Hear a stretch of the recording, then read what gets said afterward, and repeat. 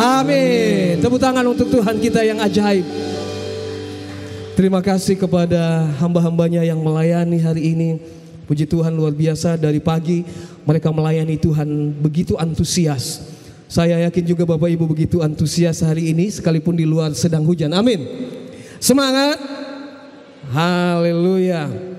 Wah, kembali bertemu dengan wajah-wajah yang luar biasa, yang hebat-hebat, yang semangat, yang diberkati Tuhan tentunya. Saya sangat bersyukur bisa bertemu kembali dengan Bapak Ibu. Saya ditelepon oleh hambanya di tempat ini, Bapak Gembala, sidang di tempat ini meminta untuk melayani pada hari ini. Dan di GKB Goshen hari ini Ibu Gembala yang melayani. Saudara-saudara, Bapak Ibu yang melayani hari ini adalah Ibu Gembala di sana. Bapak Ibu, tema yang disampaikan kepada kami adalah kemerdekaan yang sesungguhnya. Dan topik yang akan saya bawakan adalah dimerdekakan oleh Tuhan. Sudah siap dengan firman Tuhan? Kita datang dengan satu kerinduan yang besar. Karena ketika seorang anak datang kepada bapaknya, "Papa, papa, papa." Ketika anak saya datang kepada saya dengan begitu semangat, saya berkobar-kobar. Saya begitu bersemangat. Lalu saya bilang, "Apa yang kamu mau?" Jadi kita tunggu dulu apa yang kita mau, tunda dulu itu, tapi kita maunya sambut firman Tuhan. Amin. Kita akan menyambut firman Tuhan yang luar biasa hari ini dari satu kisah di mana ada kisah di mana bangsa Yahudi, suku bangsa Yehuda pada saat itu ketika mereka dijajah oleh bangsa Babel pada saat itu. Ya, sejarahnya dimulai dari situ. Ketika bangsa Yehuda, suku Yehuda dijajah oleh bangsa Babel, oleh Nebukadnezar. Ya, oleh karena ketidaktaatan mereka pada saat itu, mereka pada akhirnya ditawan, dijajah, dibawa ke Babilonia.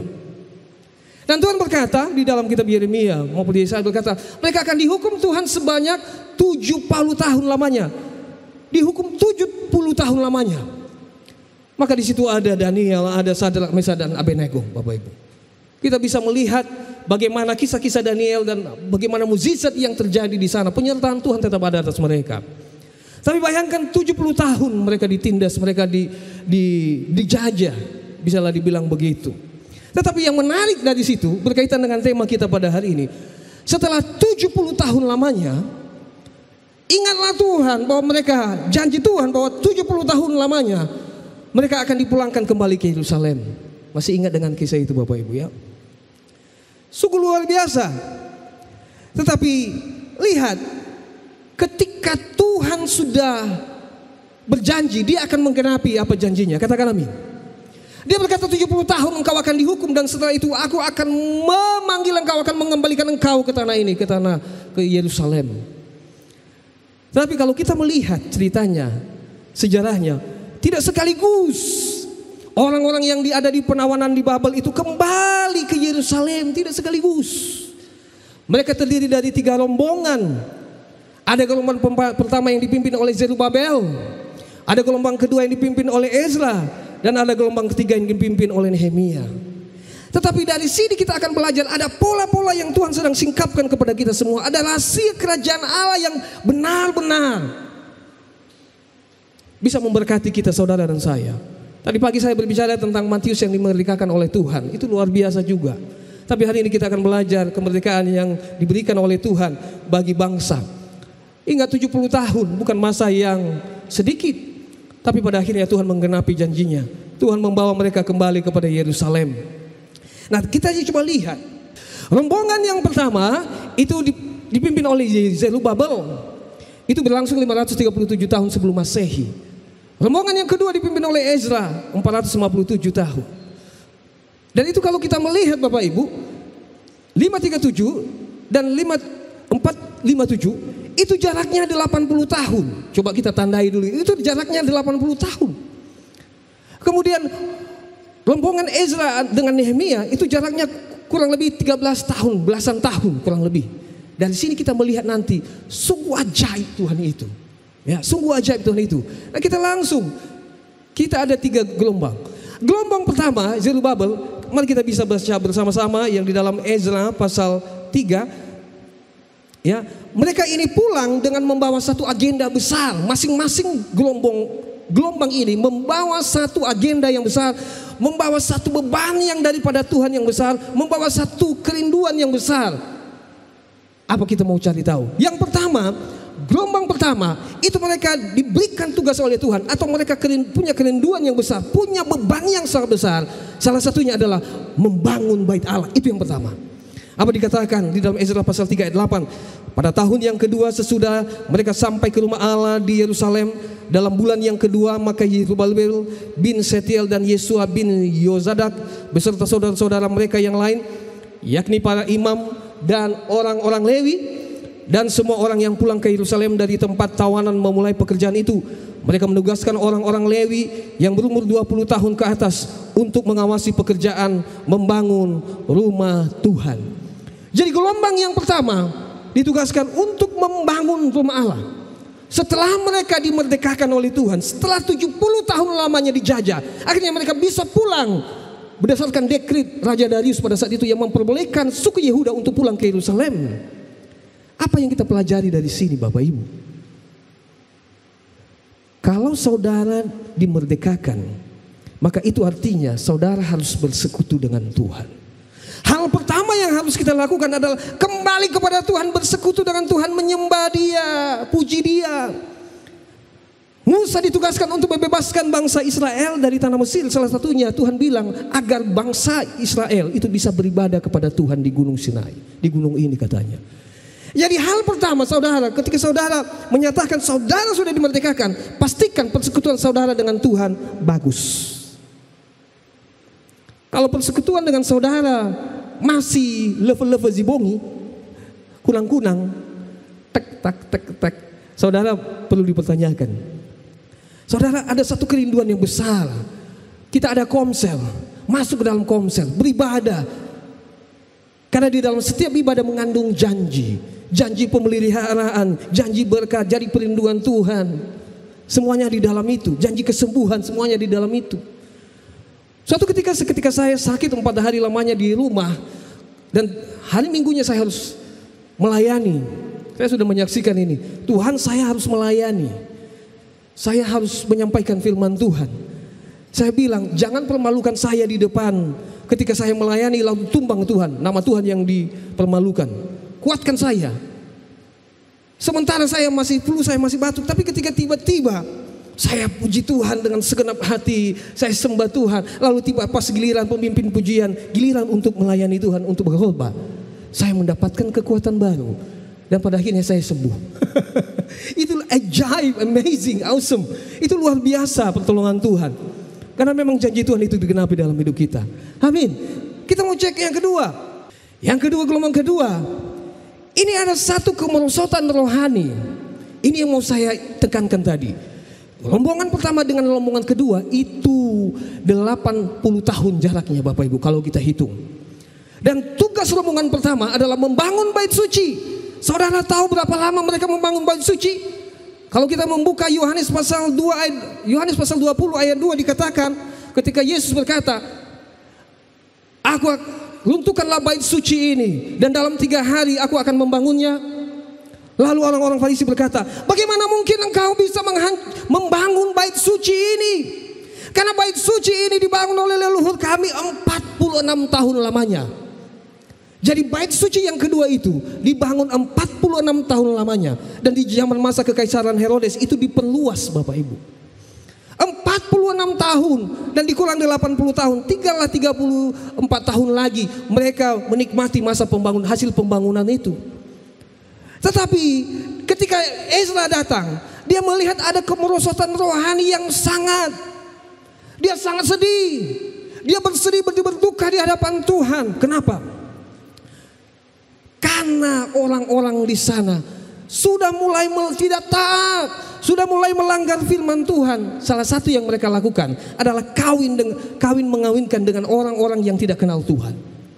Itu menimbulkan luka di hati Tuhan. Itu menimbulkan pengalaman bagaimana bangsa Israel dulunya juga itu ditindas oleh Nebukadnezar. Itu karena mereka melakukan hal yang tidak taat di hadapan Tuhan. Dan ketika Israel tahu, wah ini bahaya, ini bahaya. Tuhan sudah kasih waktu kurang lebih masa pembangunan 46 tahun. Tuhan sudah kasih 34 tahun lamanya. Tuhan masih sabar. Untung Tuhan masih sabar. Tuhan tidak hukum lagi. Sementara bangsa Israel bangsa suku Yehuda masih ada di tanah Persia sana, masih ada di Babel sana. Apa kita lihat? Ezra punya kerinduan. Di dalam Ezra pasal 7 ayat 10, apa katanya? Sebab Ezra telah bertekad untuk meneliti Taurat Tuhan dan melakukannya serta mengajar ketetapan dan peraturan di antara orang Israel. Dia sudah punya kerinduan, saya mau mengajarkan DK1 di GKB GIC.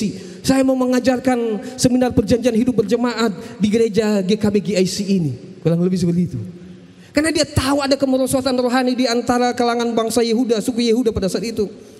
Mari kita buka Ezra pasal 10 ayat 1 sampai 3, dikatakan, marilah kita sekarang mengikat perjanjian dengan Allah kita, bahwa kita akan mengusir semua perempuan itu dengan anak-anak yang dilahirkan mereka, menurut nasihat Tuhan dan orang-orang yang gemetar karena perintah Allah kita, dan biarlah orang bertindak menurut hukum Taurat. Dan semenjak saat itu mereka melakukan doa puasa, dibacakanlah kitab Taurat itu dari pagi sampai petang. Kadang dari pagi sampai siang, kadang dari pagi sampai petang, tapi di dalamnya ada acara-acara yang lainnya. Mereka bergumul dengan firman Tuhan, mereka belajar firman Tuhan. Saudaraku, kita datang di dalam gereja bersekutu dengan Tuhan, tetapi tanpa firman di dalam hidup kita, kita tidak menjadikan kita menjadi Kristen yang sejati. Kita tidak akan dimerdekakan oleh karena itu. Saudara bisa datang di dalam gereja, bisa duduk, bisa kasih persembahan, bisa angkat tangan saudara, tapi itu hanya rutinitas saja. Tapi tanpa firman Tuhan itu dihidupi dalam kehidupan kita, tidak ada di antara kita, tidak ada di antara kita di tempat ini. Saya tahu jemaat GKB GIC di tempat ini orang-orang yang luar biasa dipakai Tuhan, hidup di dalam firman Tuhan. Yang gelombang ketiga, kita mau cepat. Gelombang ketiga adalah Nehemia. Dia adalah seorang juru minuman raja, dia terbeban sangat. Lalu dia meminta kepada raja, ketika raja berkata, kenapa muram mukamu Nehemia? Lalu pada akhirnya Nehemia mengutarakan kerinduannya. Dan saya yakin kerinduan ini diberikan Tuhan di dalam hatinya. Apa dikatakan di dalam Nehemia pasal 2 ayat 20? Berkatalah aku kepada mereka, kamu lihat kemalangan yang kita alami, yakni Yerusalem telah menjadi reruntuhan dan pintu-pintu gerbangnya telah terbakar. Mari kita bangun kembali tembok Yerusalem supaya kita tidak dicela. Jadi gelombang yang ketiga adalah mereka memproteksi diri dengan membangun tembok Yerusalem sebagai identitas, sebagai atribut kebanggaan mereka. Itu sebagai gambaran bahwa Allah melindungi mereka, menyertai mereka. Dia membangun pintu gerbang yang terbakar dan tembok-tembok yang telah dihancurkan pada masa penyerangan Nebukadnezar pada saat itu. Itu menjadi simbol juga bahwa apa yang telah dilakukan oleh penjajah pada saat itu oleh Nebukadnezar itu dipulihkan Tuhan ketika mereka membangun itu. Ezra punya kerinduan untuk membangun kehidupan rohani jemaat Tuhan. Nehemia membangun tembok. Saudaraku, dari tiga hal ini agar saudara bisa mengalami kemerdekaan yang sejati. Yang pertama, kita mau belajar satu hal. Mari kita membangun bait Allah dalam hidup kita. Mari kita mengadakan persekutuan dengan Tuhan yang intim dengan Tuhan. Mari kita memiliki persekutuan yang manis dengan Tuhan, dengan sesama, dengan saudara. Saya tadi mengajak di pagi hari, kalau saudara di sekolah saudara tidak ada doa, buat circle di mana saudara bisa mengundang mereka dan mereka bisa beribadah bersama-sama. Kalau di kantor saudara tidak ada doa, buatlah circle di situ, buatlah ibadah di situ. Amin. Luar biasa. Yang ketiga, mempelajari dan menjadi pelaku firman sangatlah penting, Bapak Ibu. Orang sangat suka datang beribadah, tapi tidak suka ketika dikatakan ada pengajaran. Ya, terkadang orang berkata, iya kan Bapak suka pengajaran. Saudaraku, kekristenan yang kuat adalah kekristenan yang hidup di dalam pengajaran. Tidak hanya dengan mendengar khotbah satu kali seminggu. Makanya banyak orang yang pada akhirnya, pada gilirannya mereka itu menjauh daripada Tuhan. Mereka datang kepada gereja, mereka datang di gereja, ibadah di gereja, tetapi tidak mengikuti pengajaran, tidak memiliki fondasi yang kuat, itulah pada akhirnya mereka berubah setia dan dengan begitu cepat meninggalkan imannya. Kekristenan hari-hari ini sedang di ujung tanduk dan sedang menghadapi begitu banyak tantangan yang begitu sangat, Bapak Ibu. Maka saudaraku, pengajaran-pengajaran di tempat ini sudah disiapkan. Marilah ikutlah pengajaran-pengajaran itu, supaya saudara ketika mendengar pengajaran-pengajaran yang aneh-aneh di luar sana, saudara bisa menepisnya. Minimal itu saudara bisa membentengi saudara. Dan yang ketiga, kita belajar membangun tembok perlindungan, itu berarti memproteksi diri kita dari segala sesuatu yang datangnya bukan dari Tuhan. Maka dikatakan di dalam Efesus pasal 6 ayat 10, dikatakan perlengkapilah dirimu dengan perlengkapan senjata rohani. Gunakanlah ketopong keselamatan, berbaju zirahkan keadilan, berbikat peringgangkan kebenaran, berperisaikan beriman, berpedangkan roh dan berkasutkan kerelaan. Saudara sudah bersekutu dengan Tuhan. Saudara belajar firman Tuhan, tapi saudara tidak membatasi diri saudara dengan hal-hal yang najis. Saudara tidak membatasi, memproteksi saudara dengan apa yang dilihat, apa yang dibaca. Hancur. Hancur. Bapak Ibu, kiranya firman Tuhan ini menjadikan dasar kita untuk memahami arti kemerdekaan yang sesungguhnya di dalam Tuhan. Bahwa kemerdekaan yang sesungguhnya ketika saudara bersekutu dengan Tuhan, saudara menghidupi firman Tuhan, saudara memproteksi diri di dalam kebenaran firman Tuhan. Mari kita tunduk kepala kita. Kami mengundang seluruh para